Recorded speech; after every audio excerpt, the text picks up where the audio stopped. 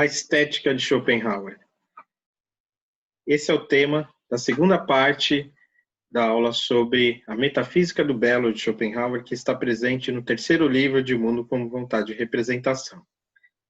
Se na primeira parte desta aula nós vimos, sobretudo, a noção de ideia e como complemento de sua metafísica da natureza, que aparece no segundo livro, e a sua metafísica do belo, como completando a visão que o autor tem do mundo, apresentando-se na representação enquanto ideia, que constitui justamente a objetividade adequada da vontade enquanto coisa em si.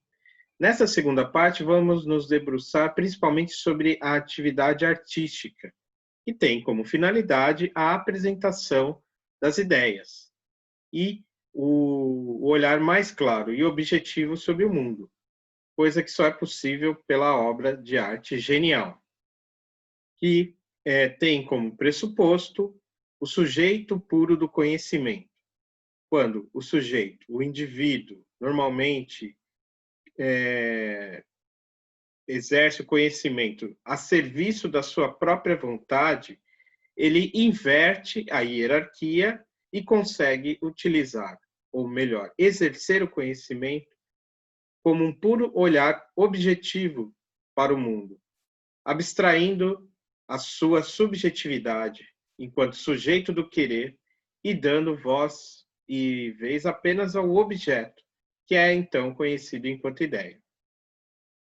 Bem, daí a característica essencial da arte de Schopenhauer como uma atividade essencialmente metafísica, capaz de oferecer a própria vontade de viver o conhecimento de si mesma, coisa que a ciência não oferece, uma vez que o conhecimento científico é sempre relativo e sempre a serviço da própria vontade de viver, portanto, condicionado e limitado. A arte, então, tem uma característica metafísica, uma característica filosófica que a coloca, então, como uma atividade superior à ciência e a outras ações humanas que têm em vista apenas a reprodução e a conservação de si mesmo. A arte ela tem essa característica nobre e metafísica na concepção filosófica de Schopenhauer. Bem, eu vou apresentar aqui para vocês, então, novamente, a leitura que eu faço do terceiro livro de O Mundo como Vontade e Representação, que apresenta, então, a segunda consideração sobre a representação. A representação independente do princípio de razão.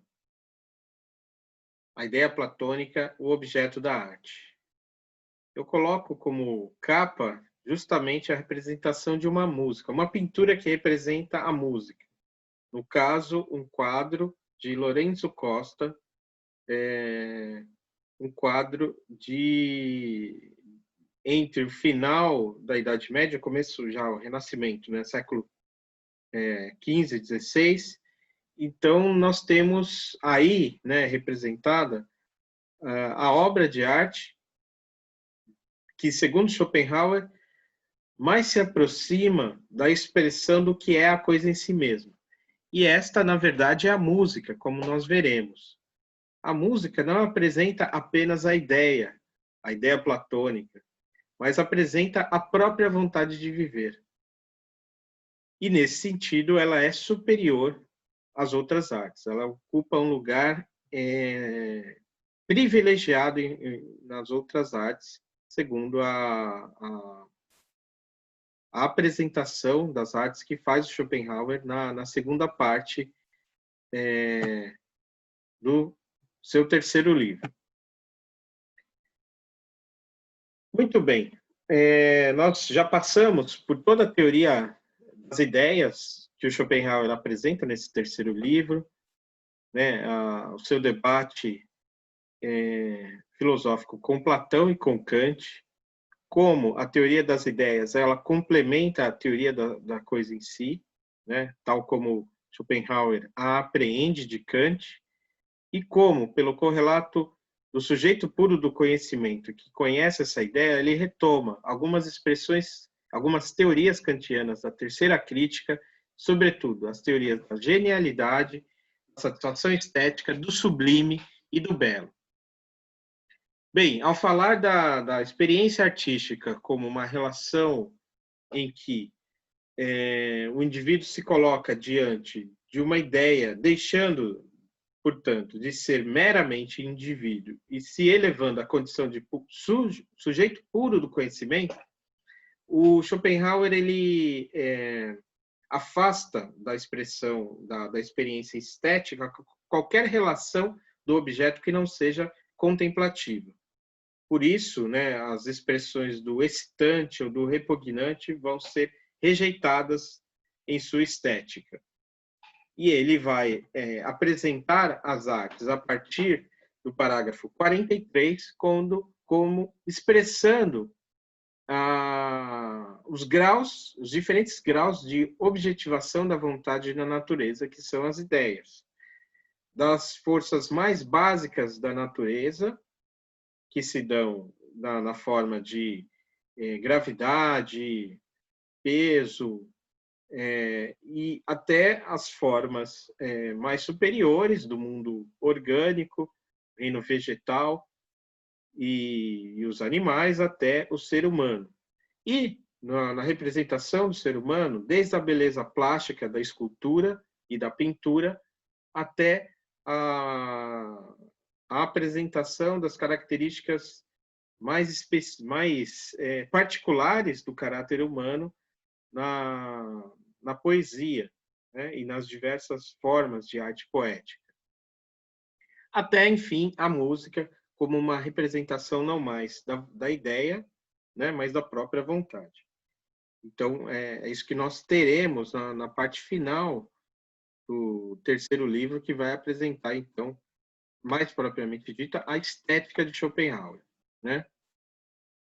Vale resgatar, né, para entender a estética do Schopenhauer, aquilo que ele fala sobre o belo e o sublime, que nós vimos na parte anterior desta aula. Para Schopenhauer, o belo e o sublime se diferenciam por suas características subjetivas. Se o estado do puro conhecer, destituído de vontade, apareceu por si mesmo, sem resistência, mediante o simples desaparecer da vontade e da consciência, na medida em que o objeto convida e atrai para isso, nós temos o belo. Mas, se o semelhante estado foi alcançado por elevação livre e consciente sobre a vontade, em referência à qual o objeto empírico contemplado tem uma relação até mesmo desfavorável, hostil e que suprimiria a contemplação caso nos destivéssemos nele, então nós temos a experiência do sublime. O sublime é também a experiência do elevar-se do sujeito para além das suas forças, né? Nesse sentido, o Kant falava no sublime dinâmico e no sublime matemático. O sublime dinâmico é aquilo que coloca o sujeito da experiência em perigo. Ele, de certa forma, coloca uma relação de movimento com o sujeito. E o sublime matemático é aquele que está envolvido a questão da disparidade entre a grandeza do objeto e a pequenez do sujeito. Mas, de qualquer forma, na teoria de Schopenhauer se mantém a ideia de que o sublime ele exige, para ser usufruído pelo sujeito da experiência estética, uma relação de superação de si que faz com que o sujeito consiga colocar a contemplação para além de qualquer relação com o objeto. No caso, a relação que se apresenta como sublime é sempre alguma coisa ameaçadora ao sujeito, né? E, portanto, essa ideia de uma relação hostil ao sujeito, né, que o sujeito, então, supera para dar lugar à experiência sublime. De um ponto de vista objetivo, porém, belo e sublime não são essencialmente diferentes, pois em ambos o que se dá a conhecer é a ideia. E para Schopenhauer, nós vimos o conhecimento proposto pela arte, ou pelas artes em geral, é sempre o conhecimento da ideia, conhecimento da objetividade adequada da coisa em si. a vontade. O sujeito puro do conhecimento, ele vence justamente a sua própria vontade, da qual ele normalmente é servidor. E a contemplação das ideias, então, só é possível quando o indivíduo deixa de colocar o conhecimento a serviço de sua vontade e exerce um olhar puramente objetivo ao mundo. Daí, ele representar, o Schopenhauer, esse movimento como o Apolo de Belvedere, cujo olhar dominante e contemplativo supera qualquer tipo de contrariedade. O modo de conhecimento genial, então, é a apreensão da ideia, pelo sujeito puro do conhecimento que supera o indivíduo, que conhece apenas coisas isoladas e chega à genialidade, a capacidade de conhecer apenas as ideias. A experiência artística é justamente a experiência mais objetiva, pois quando se perde na contemplação artística, o indivíduo se livra de sua vontade e se encontra enquanto gênio, enquanto puro olhar objetivo e claro espelho do mundo. Ao livrar-se da vontade, livra-se da dor e do tempo, e experimenta uma libertação momentânea do sofrimento inerente à vida. Ora, desde o livro 2, ao colocar a coisa em si como a vontade, Schopenhauer já começa a apresentar a vida humana como permeada pelo sofrimento. A vontade, enquanto impulso cego e irracional, não encontra, em parte alguma, uma satisfação, sendo, portanto, jogada de um lado para o outro pela a dor e ao tédio, né? A dor, quando não consegue satisfazer seus impulsos, e ao tédio, quando não encontra mais uma finalidade ou um objetivo ao alcançar e ficar assim, então, sem ter razão pela qual existir. A vontade, então, ela encontra-se num pêndulo de completo sofrimento, né? E a descrição desse sofrimento, que é próprio da vida, não apenas da vida humana, mas da vida, da vontade em geral no mundo, ela vai ocupar o primeiro lugar na preocupação de Schopenhauer, na exposição que ele faz da vida humana no quarto livro. Mas já nesse terceiro, ele apresenta a vontade como contendo essa característica e que explica por que a experiência estética é uma experiência prazerosa. Porque justamente no momento da experiência artística, o sujeito se livra dessa vontade e vive uma experiência de libertação das preocupações do mundo que resultam prazerosas. Esse momento, no entanto, de libertação do sofrimento inerente à vida, oferecida pela experiência artística, é um momento temporário. E é por isso que o Schopenhauer vai, no livro 4, aprofundar a ideia de redenção do sofrimento de que a vida é constituída. Bem, aqui no terceiro livro, então, se trata de entender como é possível a experiência artística, por que ela tem um significado metafísico e por que as coisas podem ser consideradas belas, não apenas de um ponto de vista subjetivo, mas objetivo. A explicação objetiva para a beleza do mundo é a teoria das ideias. A explicação subjetiva sobre o prazer envolvido na experiência estética é a explicação pelo sujeito puro do conhecimento.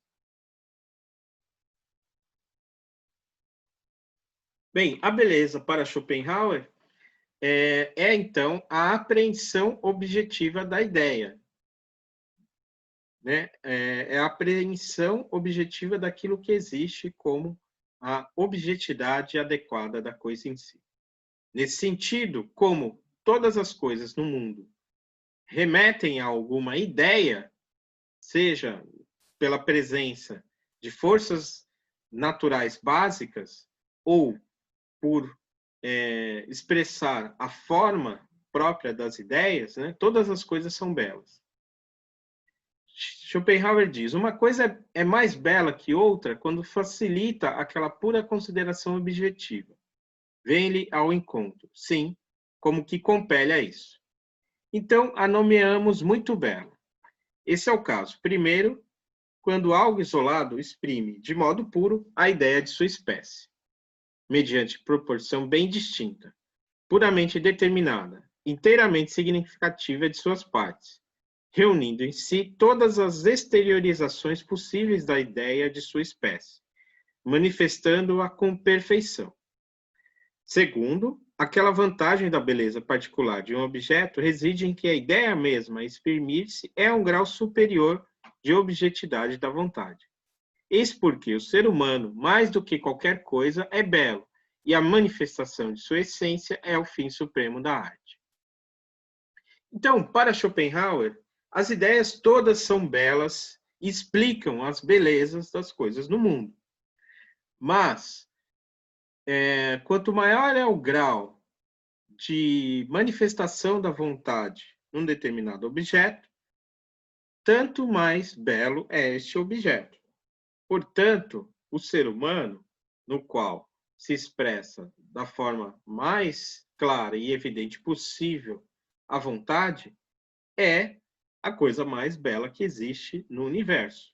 E é por isso que a arte que apresenta o ser humano, seja a escultura, que apresenta as formas básicas da beleza humana, seja a poesia, que apresenta as características próprias do ser humano agindo, são as artes mais elevadas.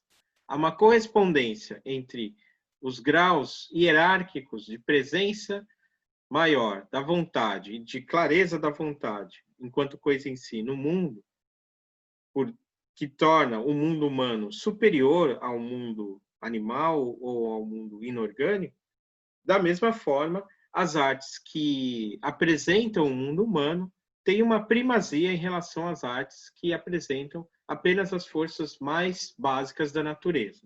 E é assim, então, que se estabelece em Schopenhauer, em sua Metafísica do Belo, uma hierarquia, né?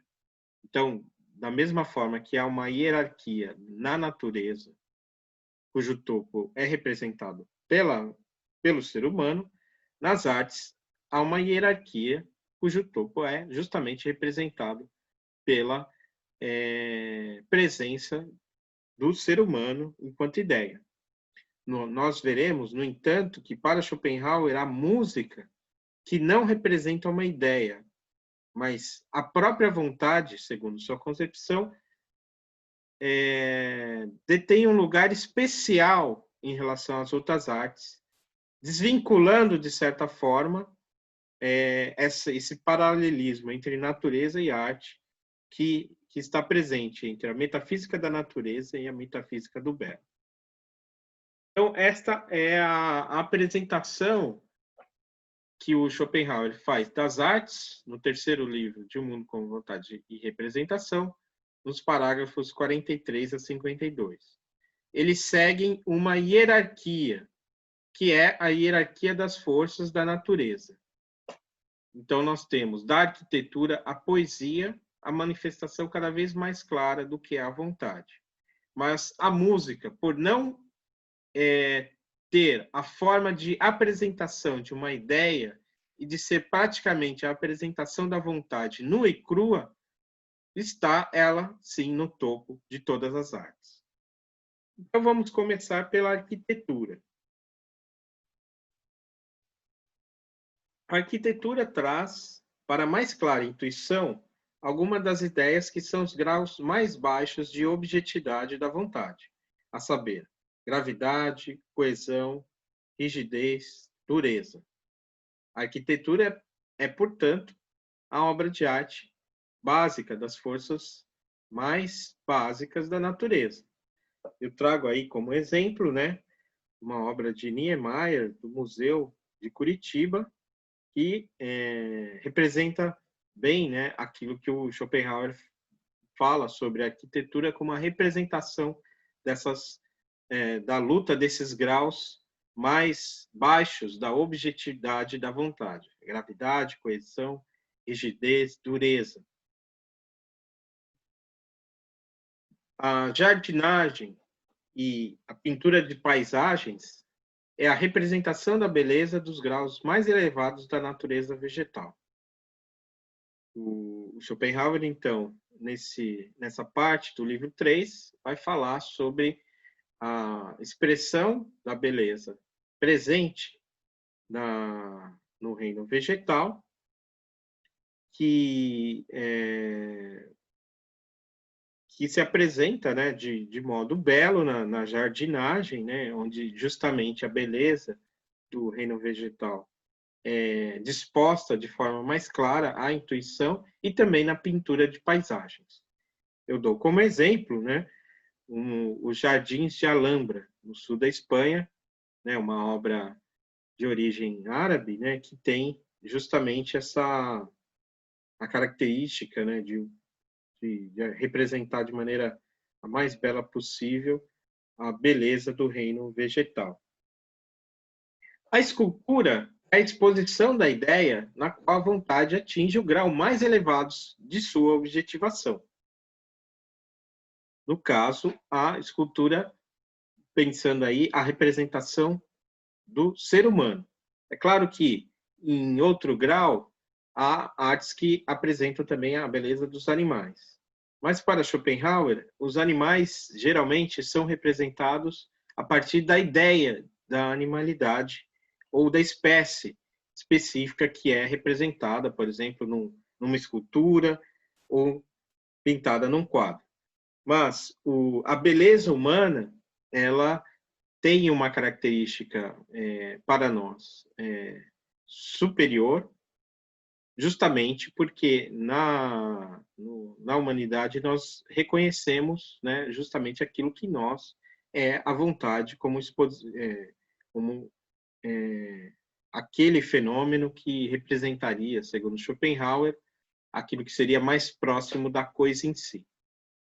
A escultura tem como finalidade justamente a expressão da beleza humana do ponto de vista meramente corporal, mas, né, já apontando para traços particulares que faz com que muitas vezes nós tomamos cada indivíduo humano como se fosse a expressão de uma ideia, né, individual, particular, né, presente apenas num ser humano. Algo que não chega a se completar na teoria de Schopenhauer, já que o indivíduo ele só existe por conta do princípio de individuação no espaço e no tempo, e não tem a essencialidade que tem uma ideia como a ideia de ser humano.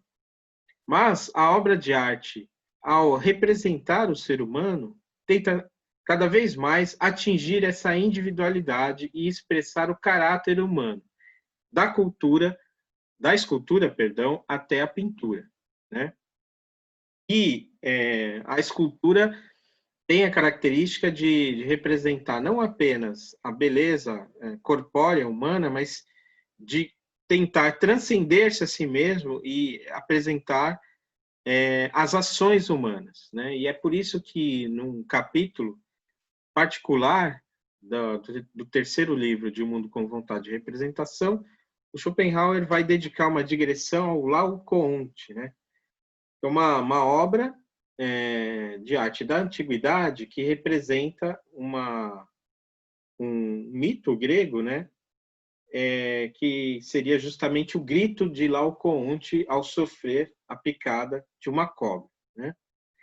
Mas há toda uma discussão entre os estetas alemães, sobretudo, sobre por que o autor dessa escultura não representou Laocoonte gritando após receber a picada, né?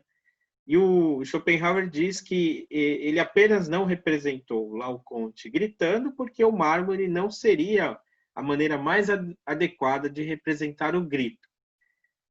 E o que o artista tentou fazer da forma mais feliz possível é justamente a representação da dor e da aflição por meio das outras expressões corporais, que não o grito, né? Por quê? Segundo Schopenhauer, se o escultor tivesse representado Laocoonte dando um grito, mas sem poder ser ouvido, a obra de arte não seria tão genial como de fato é, né?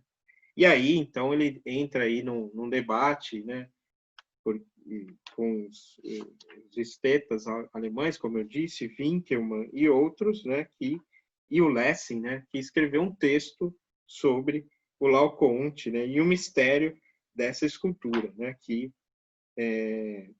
está representada, né, nessa cópia que nos chegou, que está no Museu do Vaticano, em Roma, né? Bem, eu estou aqui resumindo, né, de maneira bastante esquemática a teoria schopenhaueriana das artes, para a gente entender, digamos assim, os pontos essenciais para além das suas características mais específicas sobre cada uma das artes, né? A pintura histórica, da qual fala o Schopenhauer, e por pintura histórica ele entende aqui a representação do ser humano, né? Diferente da pintura de paisagens ou representações da natureza, o Schopenhauer define a pintura histórica como tendo caráter como objeto privilegiado, o caráter humano. E com isso deve-se entender, ele diz, em geral, a exposição da vontade no grau mais elevado de sua objetivação, no qual o indivíduo, como acentuação de um lado particular da ideia de humanidade, possui significação própria, que se dá a conhecer não apenas mediante a simples figura, mas por ações de todo tipo e modificações do conhecer e do querer que as acompanham, que as ocasionam e acompanham, visíveis no rosto e nos gestos. Ele fala das pinturas de Rafael e Corrégio, né?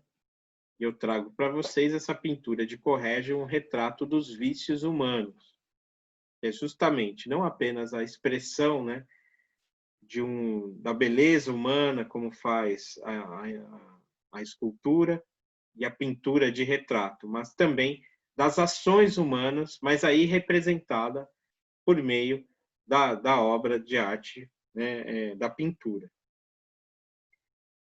O Schopenhauer, a todo momento, né, tanto na sua teoria do conhecimento, quanto na sua metafísica e também na sua estética, ele enfatiza a diferença entre ideia e conceito.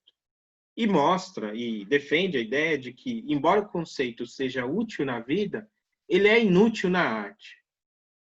Pois a arte justamente apresenta a ideia, né? A ideia é aquilo que existe de fato. É, segundo Schopenhauer, a unidade que decaiu na pluralidade, em virtude da forma temporal e espacial de nossa apreensão intuitiva. Já o conceito, ao contrário, é unidade, mas produzida por intermédio da abstração de nossa faculdade racional. Enquanto a segunda, né, a capacidade de conceito, pode ser descrita como a unidade pós-REM, né, unitas pós-REM, a unidade depois da coisa, a primeira, que é a ideia, é a unidade antes das coisas, a unitas ante rem, né? Bem, então, a ideia ela é objetiva e ela tem a ver justamente com a coisa em si. O conceito ele é abstrato, é representação de representação, algo que só existe na mente humana e que, portanto, não tem essa característica objetiva que tem a ideia. E é por isso que na arte, então, deve-se privilegiar a ideia e não o conceito. Uma obra de arte conceitual, segundo Schopenhauer, é sempre ruim, pois aí o conceito aparece antes da apreensão intuitiva. E a apreensão intuitiva é justamente aquilo que a arte oferece de mais, de modo mais feliz, né? E que constitui justamente a sua função. Da mesma forma, o Schopenhauer rejeita que a arte deva ser alegórica. Apenas na poesia a alegoria pode ser útil, mas na pintura, na escultura, em todas as artes, a alegoria é ruim. Isso significa que a alegoria ela só pode ser útil numa arte que tem na linguagem uma expressão fundamental, e esta é a poesia. O objeto da arte poética é a exposição dos seres humanos na série concatenada de seus esforços e ações. E aqui, né, eu trago Shakespeare, que é uma das grandes referências citadas por Schopenhauer, né? Shakespeare e Goethe, né, são dois dos principais poetas que o Schopenhauer cita, né? E ele privilegia os poetas, digamos, modernos, né, em relação aos poetas antigos, dizendo também que, no que diz respeito à arte trágica, a arte trágica cristã moderna é superior à tragédia grega, justamente porque a visão cristã de mundo é, segundo Schopenhauer, superior à visão grega de mundo, né? E aqui nós temos todo um debate que depois vai ser desenvolvido também por Nietzsche, né, a respeito da diferença entre a tragédia moderna e a tragédia antiga. Do caráter otimista da tragédia antiga e o caráter pessimista da tragédia cristã moderna. Enquanto Schopenhauer privilegia a tragédia cristã moderna, Nietzsche e outros autores vão privilegiar a tragédia grega. Mas, para além dessa diferença, para Schopenhauer, a arte trágica ocupa um lugar especial na arte poética, pois a tragédia é a forma superior do gênio poético, pois tem como tema o espetáculo de um grande infortúnio, apresentando assim o conflito da vontade consigo mesma que lhe é própria. Diz Schopenhauer, na tragédia é o lado terrível da vida que nos é apresentado. A miséria da humanidade, o reino do acaso e do erro, a queda do justo, o triunfo do malvado. Coloca-se assim, sob nossos olhos, o caráter do mundo que se choca diretamente com nossa vontade. E, de fato, né, nessa apresentação da tragédia, no finalzinho do livro 3 de O Mundo como Vontade e Representação, já se descortina todo um tema que vai ser desenvolvido no quarto livro, que é o fato de que o grande ensinamento da vida é justamente de que nós não deveríamos ter nascido, que o melhor era não ter nascido, de que a expressão da vontade de viver é a expressão de um sofrimento, de algo que não deveria ser, de algo terrível. E essa verdade sublime, mas dolorosa, é aquilo que pode conduzir a vontade a uma tentativa de redenção completa, cujo caminho vai ser exposto no quarto livro de O Mundo como Vontade e Representação. Antes, porém, o Schopenhauer apresenta, no último parágrafo do livro 3, a música. A música representando a obra de arte mais perfeita, pois não é, como as outras, cópia de ideias, mas cópia da vontade mesma, da qual as ideias também são a objetividade. Justamente por isso, o efeito da música é tão mais poderoso e penetrante que o das outras artes, já que estas falam apenas de sombras, enquanto aquela, a música, fala da essência. E é assim, então, que Schopenhauer conclui o terceiro livro de O Mundo como Vontade de Representação, apresentando, portanto, a música como a arte mais sublime e a que apresenta a vontade da forma mais imediata possível, né? Enquanto, de certa forma, as demais artes apresentam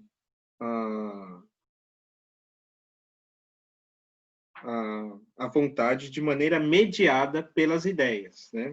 Por meio da sua objetividade adequada. E aí, a partir disso, ele apresenta a música como representando os sentimentos humanos que nós conhecemos intimamente como vontade, né?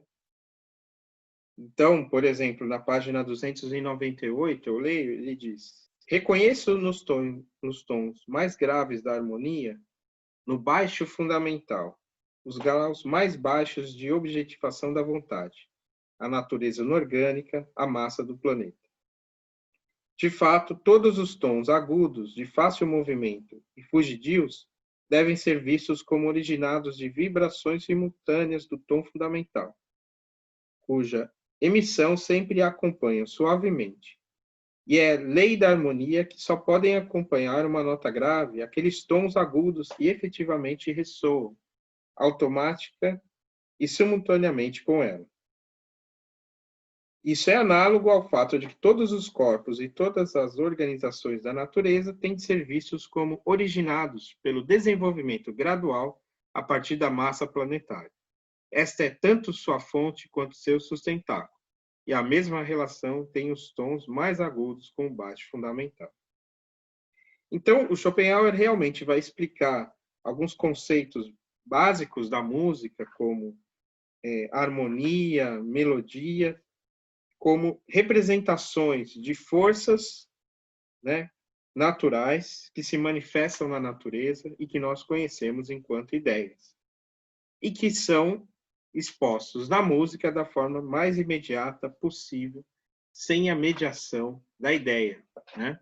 E é por isso, então, que a música apresenta-se para Schopenhauer como essa arte fundamental. Aqui, né, é curioso porque o Schopenhauer apresenta poucos exemplos do que seria a música ou as grandes obras de arte musical que representariam essas expressões mais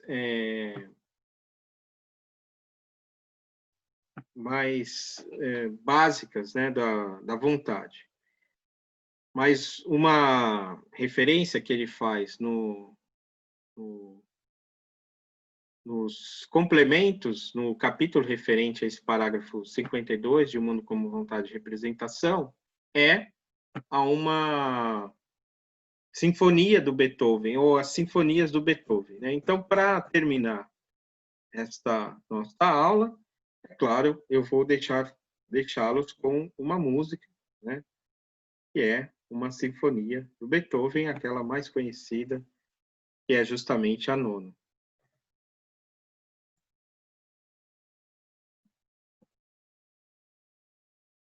Como representação, então, dessa característica metafísica fundamental da música,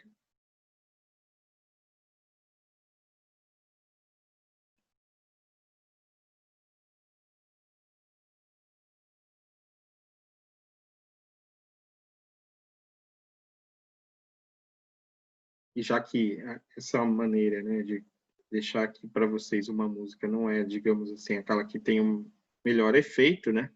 Eu espero, então, que vocês a canção para encerrar a leitura do terceiro livro do Mundo com Vontade de Representação. Com isso, então, a gente encerra, né, a aula sobre o terceiro livro e retoma na semana que vem com a leitura do quarto livro de O Mundo como Vontade de Representação.